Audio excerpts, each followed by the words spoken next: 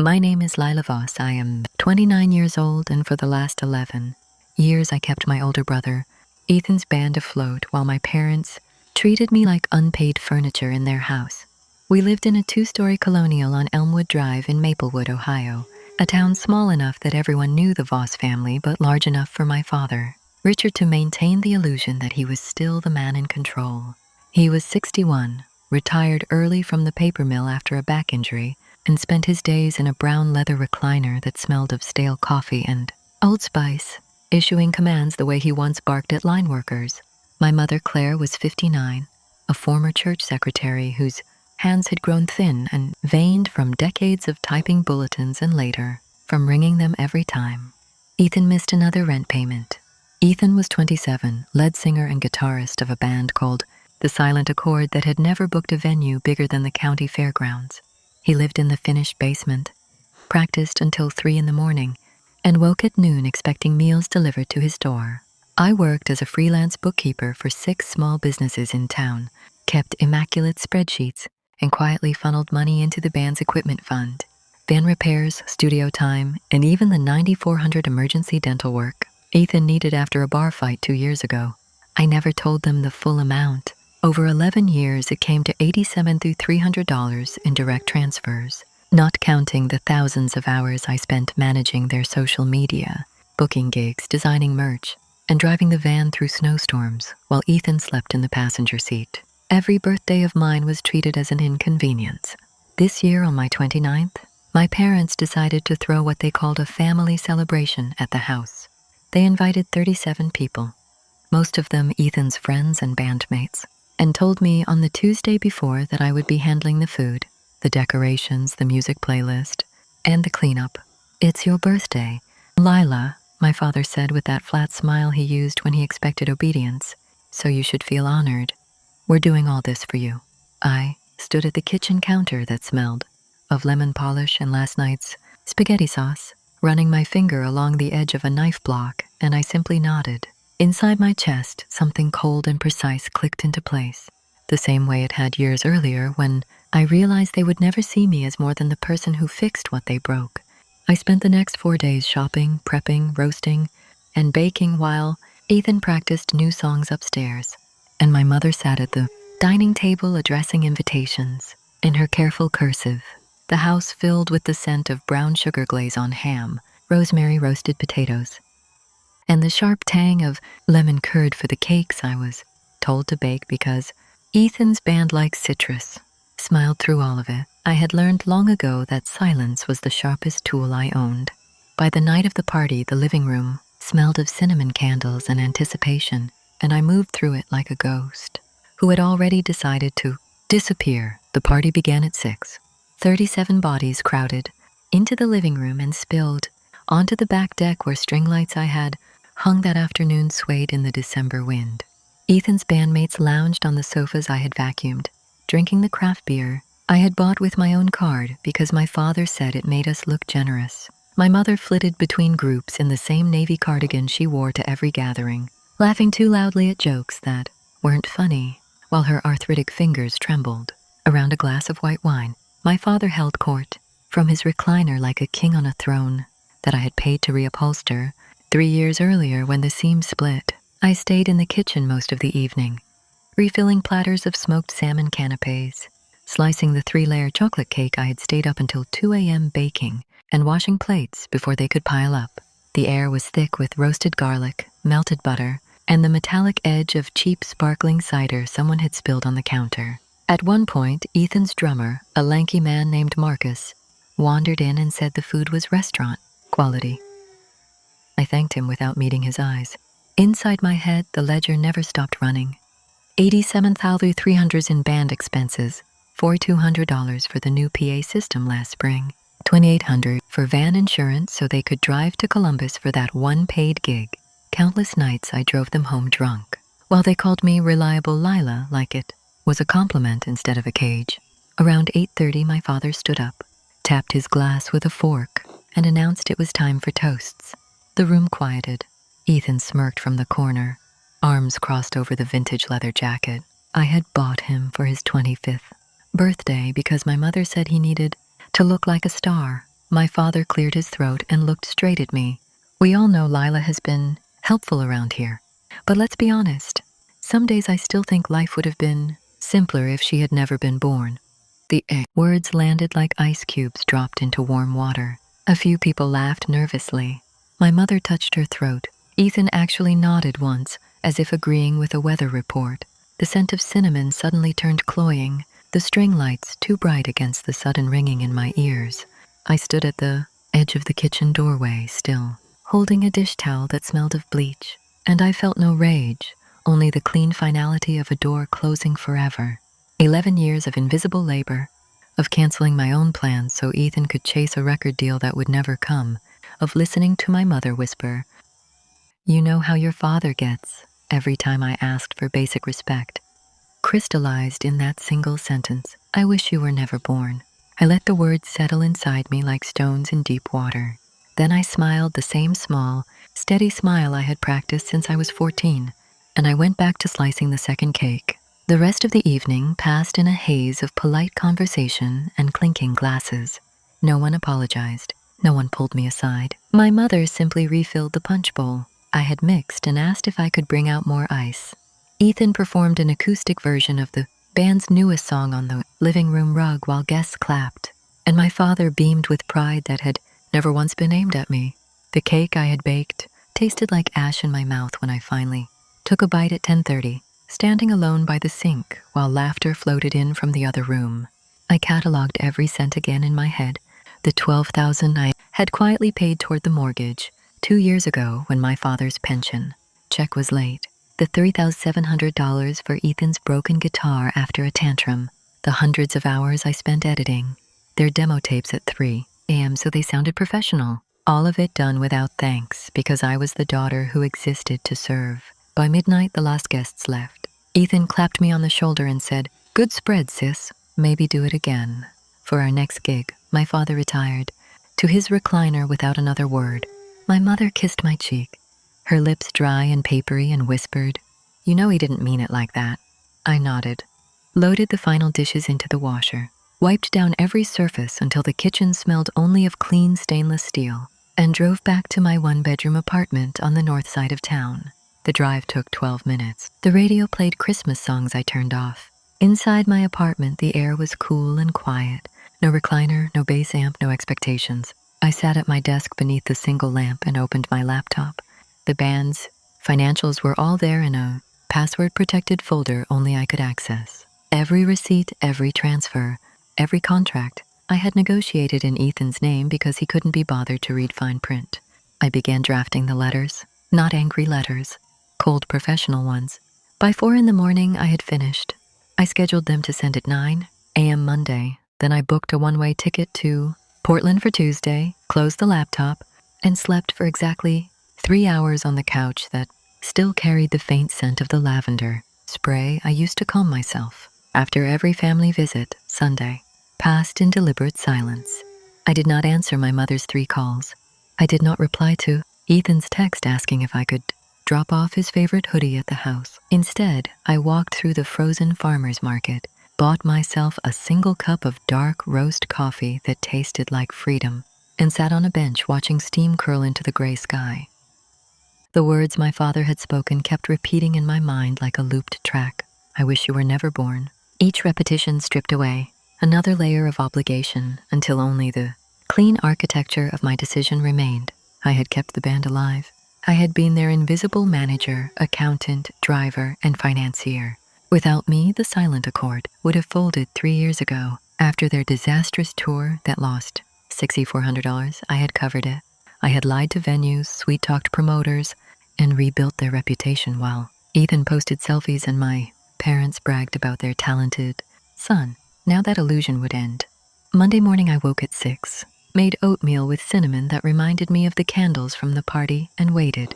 At 9:02 a.m., the emails went out simultaneously, one to Ethan's bandmates, explaining that all financial backing was being withdrawn effective immediately, with detailed spreadsheets attached showing exactly how much of their success had been funded by me, not by my parents or Ethan's hard work. One to the studio owner in Columbus, canceling the upcoming recording block I had prepaid, one to the van leasing company terminating the contract I had co-signed, and one polite note to my parents' attorney, informing them that the informal loan agreement covering their mortgage shortfall was now being called due in full within 30 days. I closed the laptop, drove to the post office, and mailed a physical copy of the full ledger to my father's house in a plain manila envelope with no return address. Then I went home and began packing. The apartment slowly emptied of whisks and notebooks, the same way I was emptying myself of 11 years of misplaced loyalty. By evening, my mother had called 11 times. Ethan had left 4 voicemails that grew increasingly confused, then angry. I listened to none of them. I simply sat on the floor surrounded by boxes and felt the deep, quiet satisfaction of a balance sheet finally reconciled. Monday afternoon, the first call from the band came. Marcus, the drummer, sounded stunned on the speakerphone. "Lila, is this real? You've been paying for everything?" I confirmed it without emotion, citing exact dates and amounts. March 14th, $2,100 for new strings and drum heads. July 9th, $4,800 for the tour van repair after Ethan drove it into a ditch. November last year, $3,200, so they could afford studio time with the producer who later ghosted them. Marcus was quiet for a long time. In the background, I could hear the other 3 band members arguing. One of them, the bassist named Jonah, finally took the phone and said they had no idea. They had thought my parents were supporting Ethan. They had thought I was just the helpful sister who tagged along. I told them the truth in the same calm voice I used when explaining tax deductions to clients. I had funded the band because I once believed in Ethan's dream. I had done it while my own dreams collected dust. Now that my father had publicly wished I had never existed, I no longer saw any reason to keep their dream alive at the expense of mine. Marcus asked if there was anything they could do. I said the decision was final. By 5 p.m., the group chat I had secretly been copied on for years exploded. Ethan was typing in all caps, accusing me of sabotage. The bandmates pushed back with my spreadsheets. Screenshots circulated. Someone forwarded the entire thread to my parents. At 7:12 p.m., my father called. His voice shook with the same authoritative tone that used to make mill workers straighten their backs. But this time it cracked. "What the hell have you done, Lila? The band is falling apart. Ethan is crying in the basement." I let the silence stretch until it became uncomfortable. Then I repeated his own words back to him slowly. "You said you wished I was never born." "Dad, I'm simply correcting the record," he sputtered. My mother got on the line, crying, saying I was tearing the family apart. I reminded her of the 87 Vanu 300, of the nights I drove Ethan home from gigs while he vomited in my car, of the birthdays I spent cooking for his friends instead of celebrating my own life. She had no answer. The call ended with my father yelling that I would regret this. I set the phone down, walked to the window, and watched snow fall past the streetlight. For the first time in 11 years, the weight on my chest felt lighter. Tuesday morning, the band made their decision official. They posted a public statement on every platform the Silent Accord used. It was simple, professional, and devastating. After learning the full story of our financial history, we can no longer continue with Ethan Voss as frontman. We respect Lila Voss for her unseen contributions, and we stand with her decision to withdraw support. Effective immediately, the Silent Accord is disbanding. Thank you to the fans who believed in us.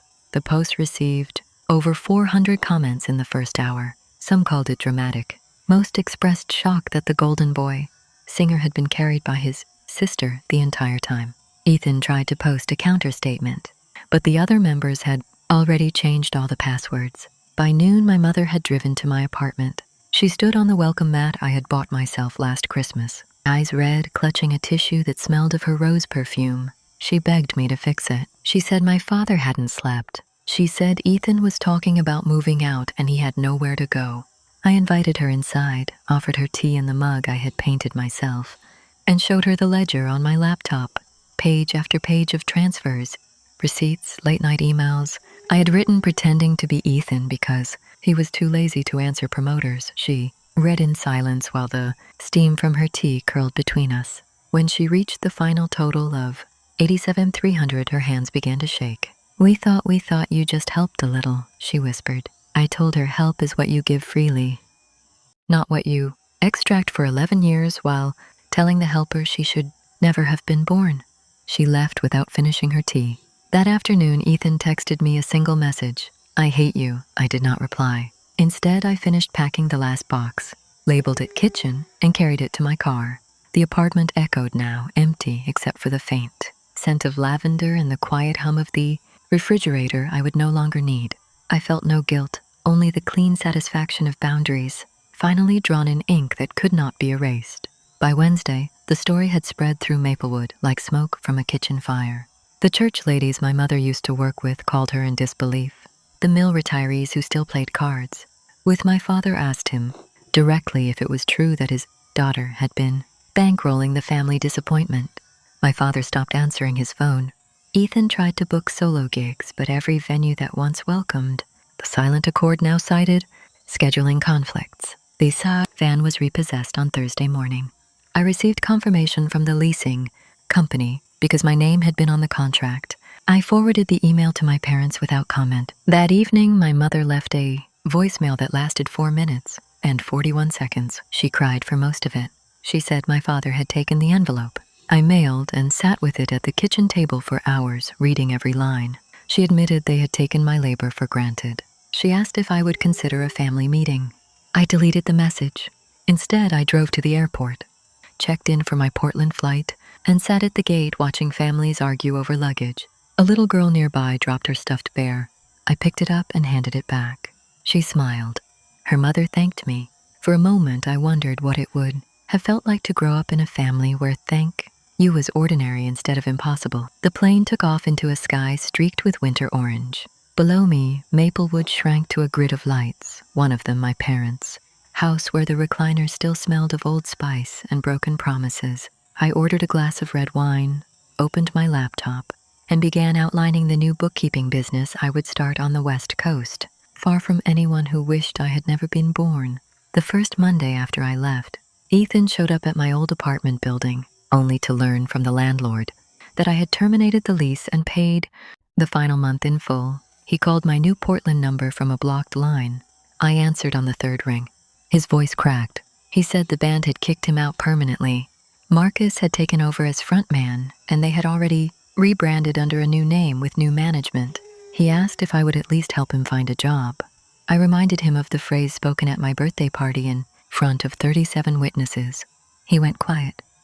Then he said my father had suffered a mild panic attack that morning after the bank called about the mortgage. The informal loan I had called due was now formal.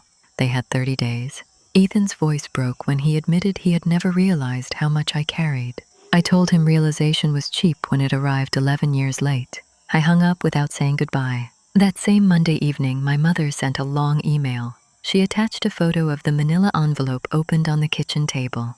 The ledger pages spread out like evidence in a trial. She wrote that my father had not left the recliner in 2 days. She said she finally understood what kitchen people really meant in our family. I read the email once, archived it, and went for a walk along the Willamette River where the air smelled of damp, pine and distant rain instead of cinnamon, candles and resentment. For the first time in my adult life, I felt the calendar belonged to me. No holiday cooking schedules, no emergency checks, no birthdays turned into performances for my brother's ego, only the quiet sound of my own footsteps on pavement that led somewhere I chose. Months have passed since that birthday party. I opened a small bookkeeping firm in Portland that now serves 12 clients and clears enough to cover rent on a bright one-bedroom with windows that face east. I cook when I want to, not because 30 people expect to be fed. The stand mixer I brought with me sits on the counter like a chrome trophy instead of a tool of obligation. My parents have sold the Colonial on Elmwood Drive. The mortgage pressure proved too much once I withdrew the invisible scaffolding I had provided for over a decade. They moved into a one-bedroom condo closer to the church my mother still attends. Ethan lives with a friend in Columbus and works nights at a call center. The band, now called Northern Accord, signed a small development deal last month.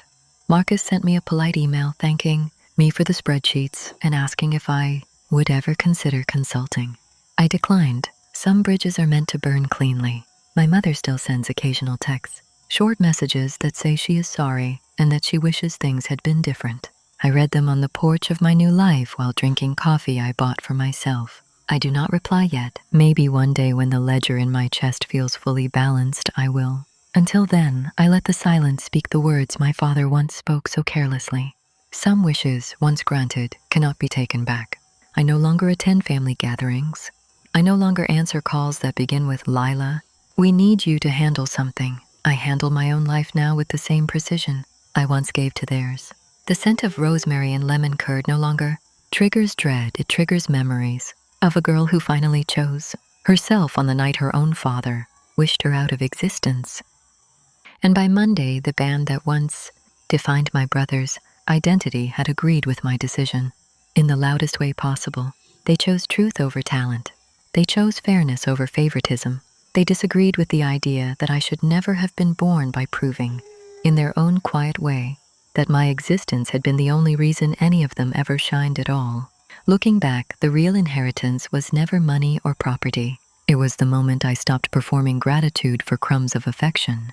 My father's words at that birthday party became the unintended gift that freed me. Every dollar I transferred, every dish I washed, every night I drove exhausted through snow so Ethan could chase applause, taught me the exact weight of being the invisible backbone of a family that only saw me when I stopped holding them up. The house on Elmwood Drive is now occupied by strangers who will never know how many birthdays were sacrificed in its kitchen. My mother's hands have not stopped trembling, but she has started seeing a specialist for her arthritis, something I begged her to do for years. Ethan has not spoken to me directly since that final call, but Marcus told me in a recent message that he has started taking bookkeeping classes at community college. Irony has its own sense of humor. I sit here in Portland on a quiet Tuesday evening with the window open, listening to rain on the roof instead of bass lines from the basement. The ledger is closed. The balance reads 0 obligation. If you have ever been the child told they should never have been born while you kept the entire house standing, know this: the moment you believe them is the moment they win. I stopped believing them on the night I smiled, served cake, and silently dismantled the empire built on my unpaid labor. By Monday, the band had disagreed. By Tuesday, I was gone. And for the first time, on a birthday that truly belonged to me, I celebrated the simple, profound fact that I was in fact born, and I finally chose to live. 6 months into my new life in Portland, when I had almost convinced myself that the past was truly behind me, an unexpected letter arrived at my office. It was a thick cream-colored envelope from a law firm in Cleveland, Ohio, and my hand stilled over my keyboard the moment I recognized the embossed seal.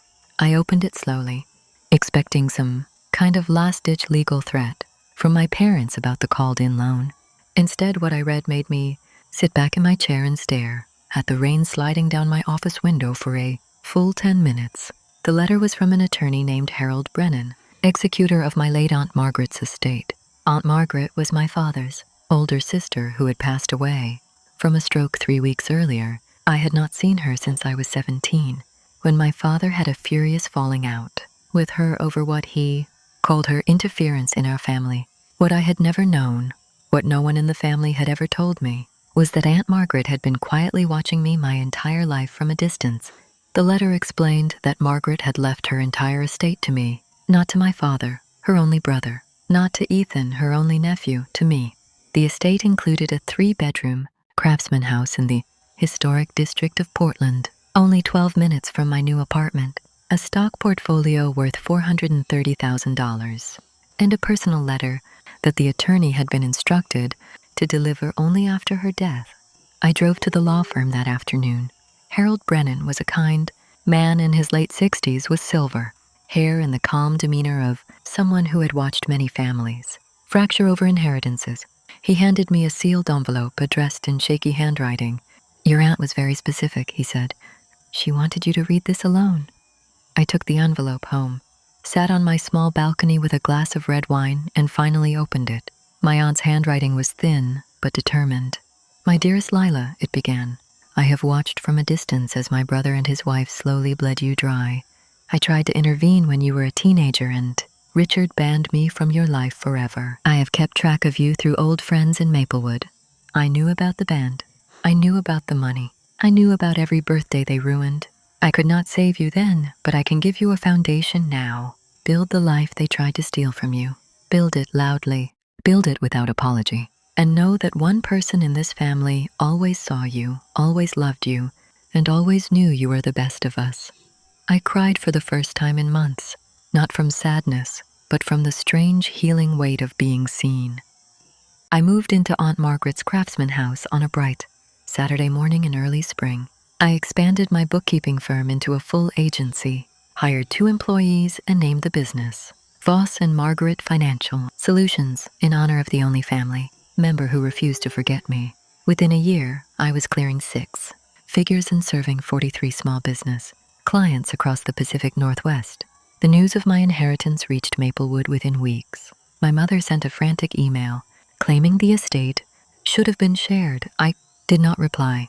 My father attempted to contest the will, but Aunt Margaret had prepared her documents with the same precision I had inherited. The case was dismissed in under a month, and the legal fees pushed my parents even further into financial collapse. Ethan eventually quit his call center job and moved back into my parents' tiny condo, where he now sleeps on a pull-out couch. Marcus, the drummer, sent me a signed copy of the band's first EP with a note that said, "None of this would exist without you. Thank you for finally choosing yourself." Last week, my mother called me for the first time in over a year. She told me my father had been diagnosed with heart failure and asked if I would come home for a visit. I sat with the phone against my ear, feeling a deep, quiet stillness. "Mom," I said softly, "I am home. I have been home since the day I left." She started to cry, and I gently ended the call. That evening, I walked through my garden as the sun set. I thought about the woman who had stood in that kitchen on her 29th birthday, holding a bleach-smelling dish towel while her father wished her out of existence. I thought about how she had smiled, served the cake, and quietly decided to build a life so beautiful that his wish would become impossible.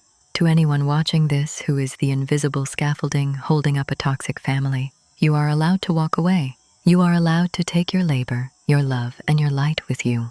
The cake I baked that night fed 37 ungrateful mouths, but the life I built afterward feeds only me, and that is more than enough. My name is Lila Voss. I was wished out of existence once, but today I have never felt more alive. Thank you for following my journey on Legacy Revenge. Don't forget to like and subscribe for more stories of justice and closure.